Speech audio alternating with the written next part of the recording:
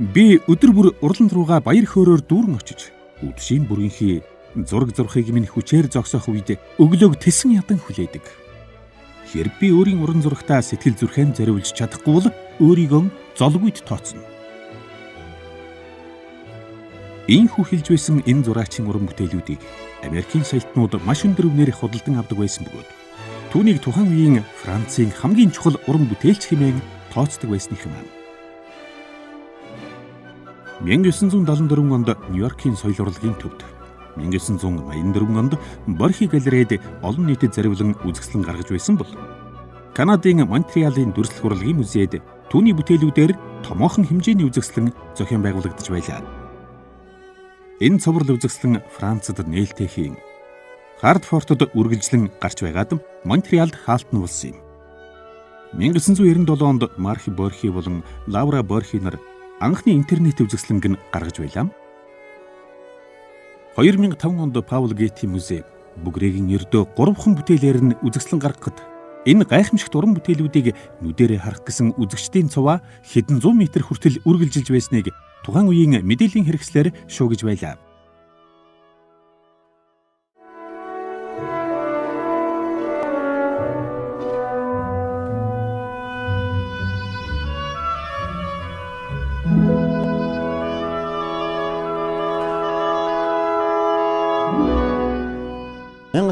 оны Италийн алдарт зураач Адольф Бougueréгийн талаар бол манай үзэгчид бол тэр болгон сайн мэдэхгүй.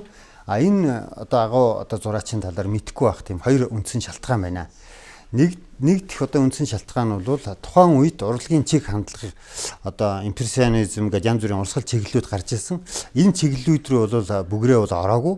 Бүр хуучныхаа уламжлал стилээр зурж ирсэн учраас тэр хэв загвараар зурж ирсэн учраас нийт тэр урлагийн массын мэдээлэл өөрийнх нь нэр бол ингээд орж сурчлагтаагүй учраас нийтэд мэддэггүй байдаг. Хоёр дахь шалтгаан нь бол Оросд зөвшөөрөгдөөгүй зүйл манайд бол нэвтрэх бол маш тийм боломжгүй байсан учраас энэ зураачийн талаар манай үзэгчид тэр болгон сайн мэдэхгүй маа.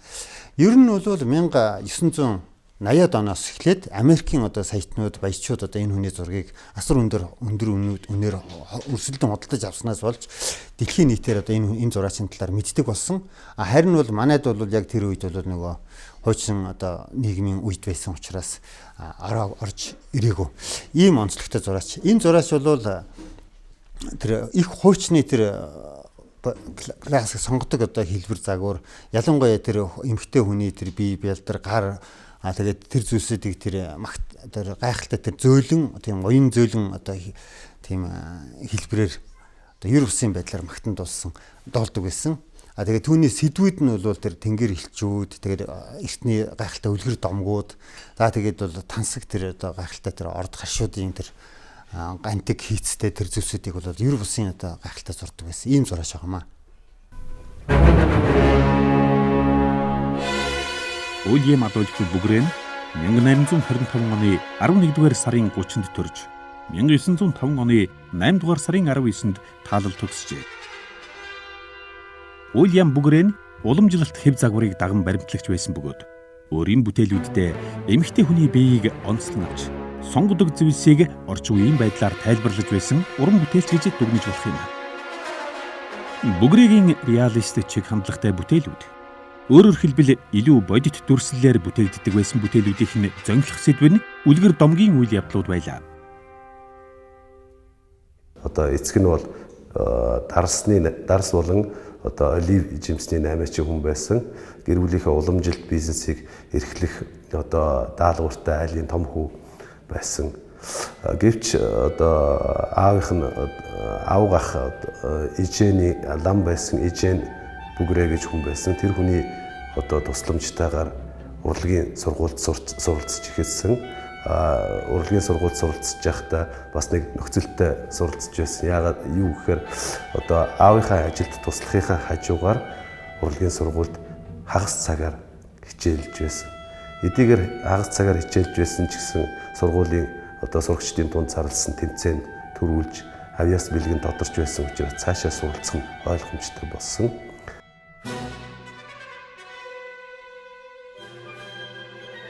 William-Adolphe Bouguereau 1825 онд Францын Ла Рошельд дарс болон чидүүн жимсний тос худалдаалдаг энгийн нэгэн худалдаачдын гэр бүлд төржээ. Бouguereau гэр бүлийн бизнесээ үргэлжлүүлэн авч явах ёстой байсан боловч Ромын католик сүмийн санваартан авгах Иужин нь Уильямд сонгодог урлаг болон Библийн хичээлүүд зааж байсан нь урлагийн болоод Библийн суур ойлголттой болоход нь гол үүрэг гүйцэтгсэн байдаг. Ахаасан олж авсан энэ мэдлэг дээр нь түшиглэн ахлах сургуульд суралцуулахаар явуулжээ. Bouguereau-гийн урлагийн агуу бүтээлүүд бүтээн тойрбих авьяас нь баг болчраас нь ихэлсэн байна.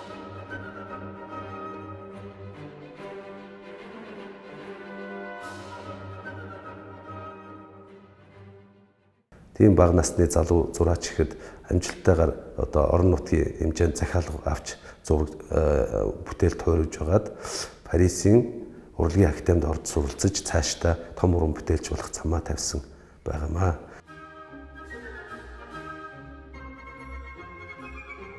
Уильямын аавын нэгэн үйлчлүүлэгч нь хүүгээ Бордо руу явуулахыг ятгсан бөгөөд William Bouguereau тэнд Saint-Tropez-ийн дүрсэл зургаараа анхны шагналаа хүртэж байжээ. Суралцахын хажуугаар нэмэлт орлоготой байхын тулд Bouguereau чанамлын шошгоны загвар бас гаргадаг байжээ.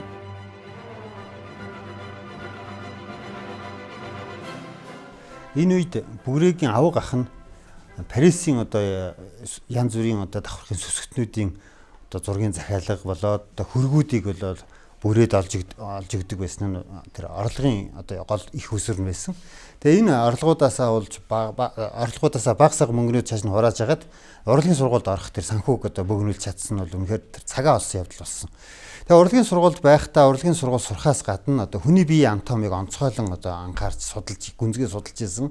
А түүнээс гадна бүр эртний уламжлалт одоо эртний зураачдын хүн зурх одоо эртний тэр орд харшуудыг тэр зурдаг, тэр гантик хийцүүдийг зурдаг, тэр арга барилыг суралцахдаа их төлхөө хандж ирсэн. Түүний одоо ирээдүйн арга барил одоо нөлөөлж одоо хөвч тогтоход нь бол их чухал үүрэг гүйцэтгэжсэн ийм цаг үе байгаамаа. Bouguereau-гийн бүтээлүүд бүхлээрээ уламжлалт хэм маягийнх байсан бөгөөд жил бүрийн Парис салон үзэсгэлэнд бүтээлүүд нь амьдралынхан туршид тавигдж байсан юм. Жил болгон Парис зохион байгуулагддаг Францын хамгийн шилдэг зураачдын үзэсгэлэнгүүдэд бол 50 жилийн хугацаанд жил болгон тасралтгүй оролцож байсан. Уран бүтээлийн ариун их нөөцтэй том уран бүтээлч байсан. Амьдралынхаа хугацаанд бол 825 ширхэг том хэмжээний уран бүтээл тойрсон гэж яригддаг. 1856 онд Мэри Нели Машабалонтой гэр бүл болж 5 хүүхэдтэй өнөр өтгөн гэр бүлийн тэргүүн болжээ. Рафаэль Санти бол түүний хамгийн дуртай зураач байлаа. Тэрээр Прикстэй Ром орох шалгууруудын нэгийг давахын тулд Рафаэлийн Галатын ялалт бүтээлийн хуулбарлан зурж тэнцэж байсан юм. Олон бүтээлүүдээр Bouguereau уламжилт, зохиомжит, гадаад байдал, мөн субъект байдлыг ашигладаг байлаа. Bouguereau-гийн эмэгтэй хүний гайхалтай зургууд нь сэтгэл булаан байдаг. Яагад гэвэл зураач өмнө нь суух эмэгтэй хүний гаднах төрхийг болон гоо үзэсгэлэнг нь гайхалтайгаар илэрхийлэн харуулж чаддаг байсан юм.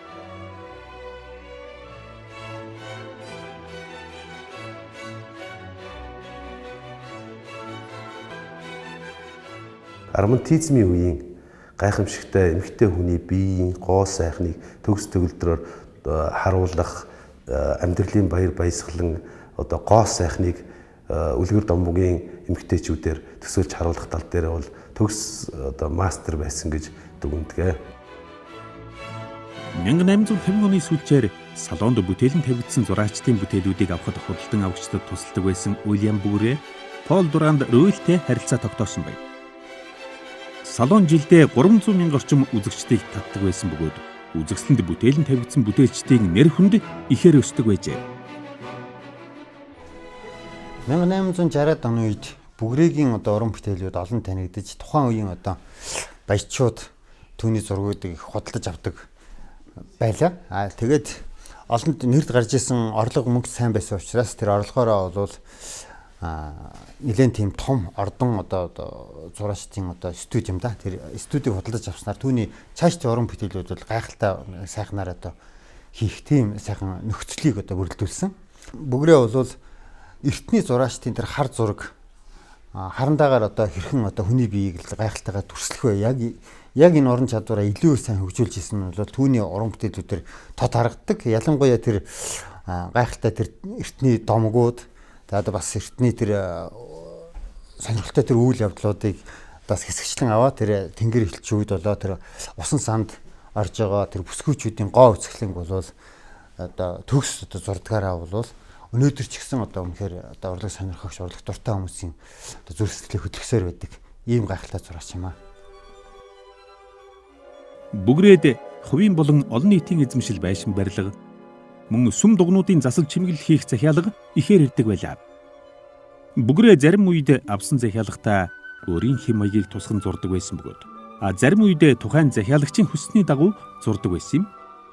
Тэр худалдан авагчдад заривлан зурхаа багсгсан бөгөөд үүний жишээ нь 1888 онд зурсан буян төдрийн мэдээ зураг юм.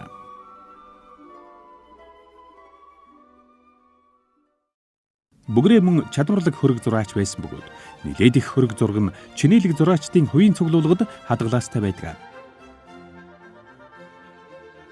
Бүгрээгийн нэр хүндээ тогтвортой өсөж 1876 онд академийн үндсэн гишүүн, 1885 онд хүндэтгэлийн бүлгийн тэргүү, мөн хүндэтгэлийн гол медалаар шагнагдж байсан байна. Ингээд 1875 онд Бүгрээ Жулианы институтэд багшлах болжээ.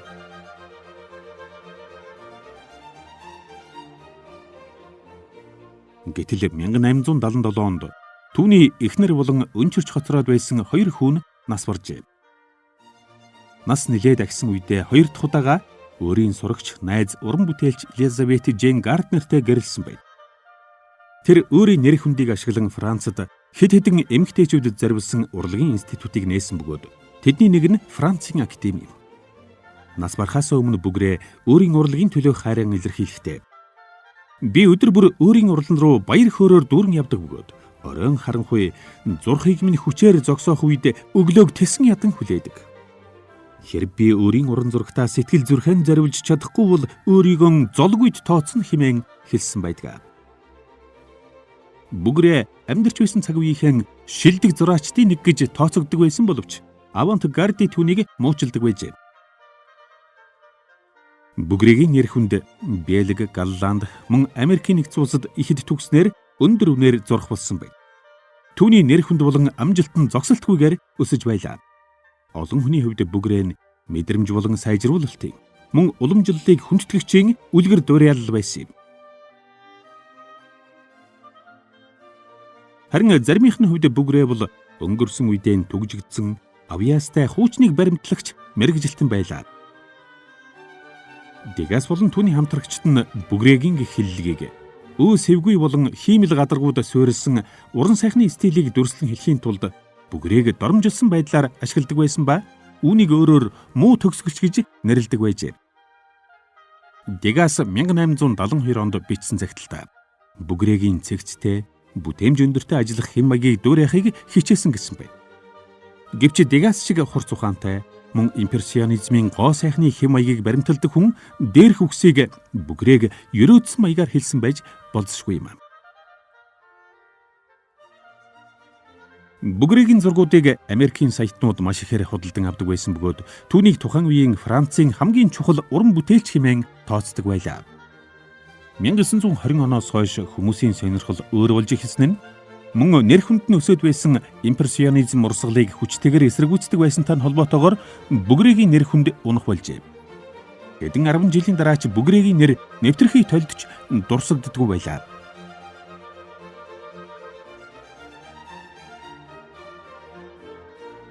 Импрессионистуудтай бол зөрчилж байсан хэдийгээр одоо Францын том уран бүтээлч том төлөөлөл байсан ч гэсэн импрессионистуудыг бол хүлээн зөвшөөрдөггүй.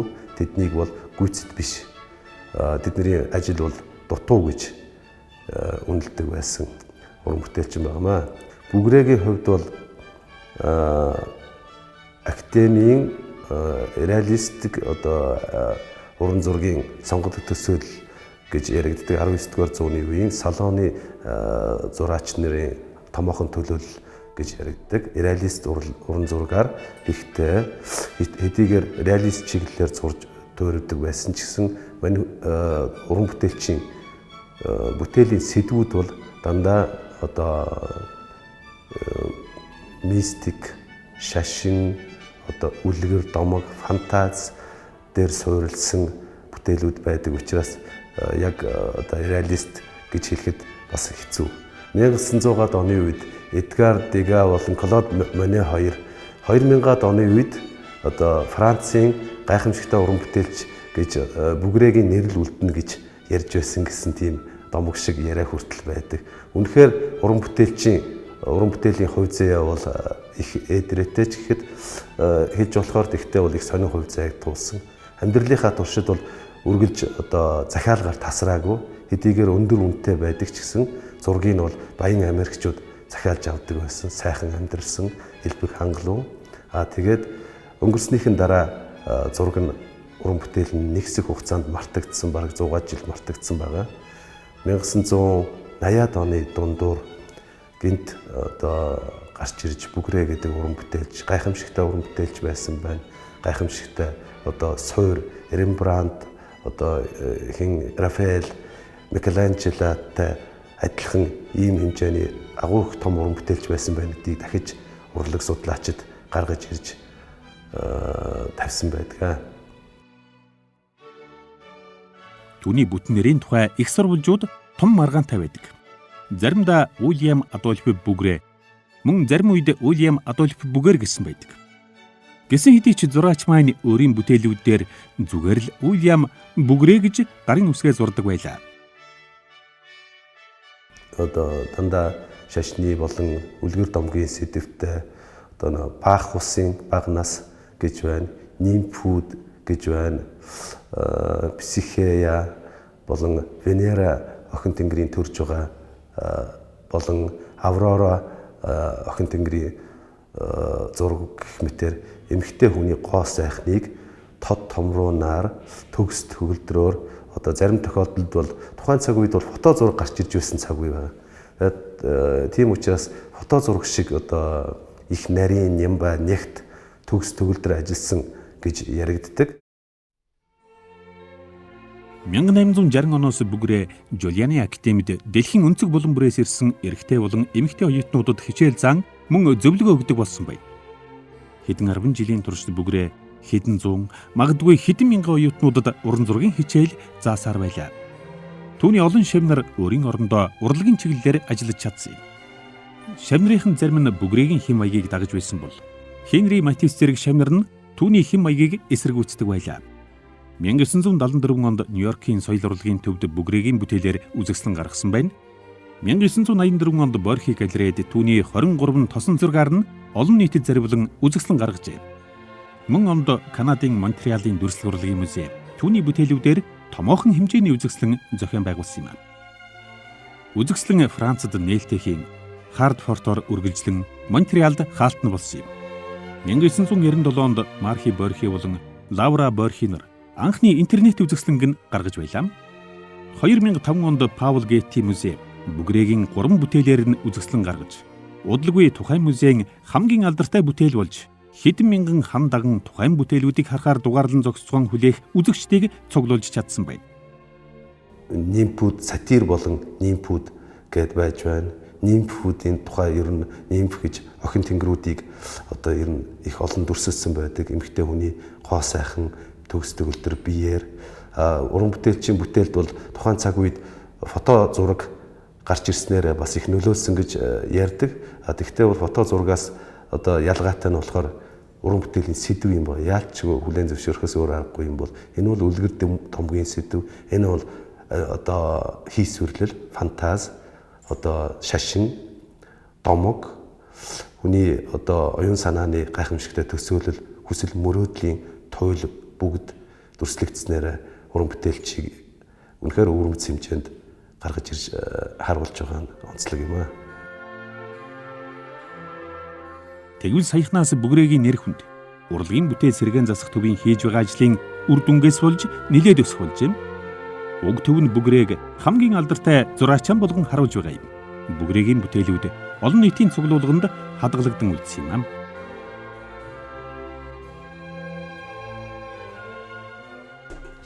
Адольф Бouguereau 1886 онд одоо зурсан Абелийн үхэл гэж одоо нэртэй нэг энэ зургийг бол дуртахгүй байхын аргагүй. Энэ зураг руу одоо бүгдээр анхаарлаа хандуулъя. Энэ зураг бол өнөөдөр Венес Айрисын одоо үндэсний уран зургийн галерейд хадгалагдаж байгаа энэ зураг бол хаашаашаа 2 м гаруй том. Тэгээд ур чадрын хувьд бол одоо Bouguereau-гийн одоо эд цэцгэлэлтийн үед зурагцсанараа үнэхээр онцлог. Хамгийн одоо сонирхол татдаг зүйл нь юу гэвэл одоо Bouguereau 2 дахь хүүгээ одоо нас орсны дараа өөрийнхөө тэр дотор одоо болж исэн эцэг хүний дотор болж байгаа тэр их уу гашууд их одоо шийдэж болохгүй одоо нөхцөл байдалд орсон энэ одоо сэтгэл зүйн хүнд байдлыг илэрхийлэн гаргахад хуучны одоо Библийн хуучин гэрэн дээрх энэ Абель Каины энэ домгийг одоо санаа авч яг энэ домгон дээр өөрийнхөө зүрх сэтгэлийг илэрхийлэн гаргаснараа энэ зураг бол үнэхээр үсгчийн одоо сонирхлыг зүй ёсоор татдаг. Энэ түүх Библиэлд ийхүү өрнөсөн байдаг. Адам эхнэр Еватайгаа унтаж, Еван жирэмслэн Каяныг төрүүлж, эзний өрөөлөөр би хүүтэй боллоо гэж хэлв. Тун удалгүй Каяны дүү Абелийг төрүүлсэн байна. Хоёр хүү өсч том болоод Абель нь хончин, Каян нь тариачин болжээ.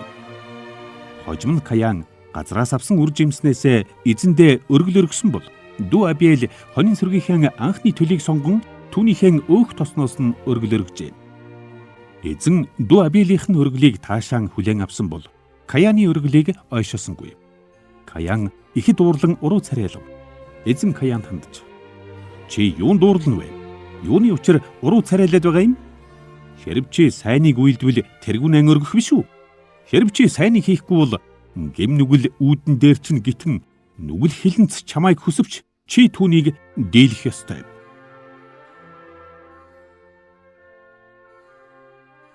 Каян дүү Абельтайгаа ярьсныхаа дараа дүү Абель руугаа дайрч түүнийг алав.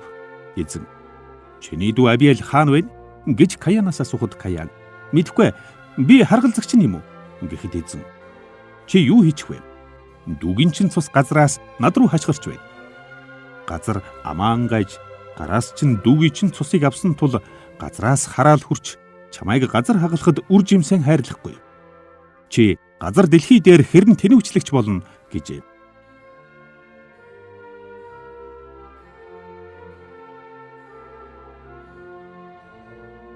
Тийм ээ. Гэм нүглээс болж хүн төрлөختөн Каян Абель хоёр шиг нэг нэгнийгээ эсэргүүцсэн хичнээн их цус урсгах нь вэ. Нэг нэгийгэн хөнөөх нь нэг нэгнийгэн үгүйсгдэг үзэл бодолтой ялгаагүй.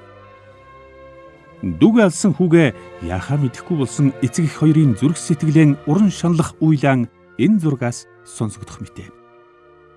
Алуурчин ч гэсэн үлдсэн ганц хүүгээ хэрхэн хайрлах учраа олж ядан шаналх энэ хоёрын шаналгаа өнөөдөр бидэнд чухам юуг хэлээд байгааг л ухаан ойлгож чадахгүй бол ухаанд хүн болж төрсний хэрэг юм билээ.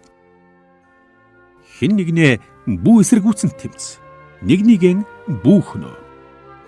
Хэрэг ийм сэтэл зүрх сэтгэлийн чинь гүнд байхгүй бол нэгнийгээ тугайлбал чиний хайртай хүмүүсийн зүрхийг нэгэн цагт уран шаналгах болохоор нэг нэгнээ уучлан өршөөж хайр нэгүслэр нэгдэхийг уриалсаар байгаа биш үү? Алдар хүндийн оргил төрсэн хүмүүсийн намтар түүхээс бид энэ их амжилтыг хэрхэн бий болгов гэдэгт л анхаарлаа төвлөрүүлдэг байсан бол одоо энэ хүн надад бидэнд чухам юуг хэлэх гэсэн бол гэсэн хандлага нэмэгцээр байгаа нь сайшаалтай хэрэг юм аа. Үнэхээр ийм хандлагатай хүмүүсийн өмнө ухаарл бий болж шин санаанууд төрөн шин боломжууд нээгддэг билээ. Эртний их хүмүүсийн уран бүтээлийн гүнээс өөрсдийнхөө амьдрал хувь заяаг өөрчилсөн гүн гүнзгий агуулгуудыг нээж олж чаддаг болох нь мэрэгэн ухааны нэгэн хэсэг билээ.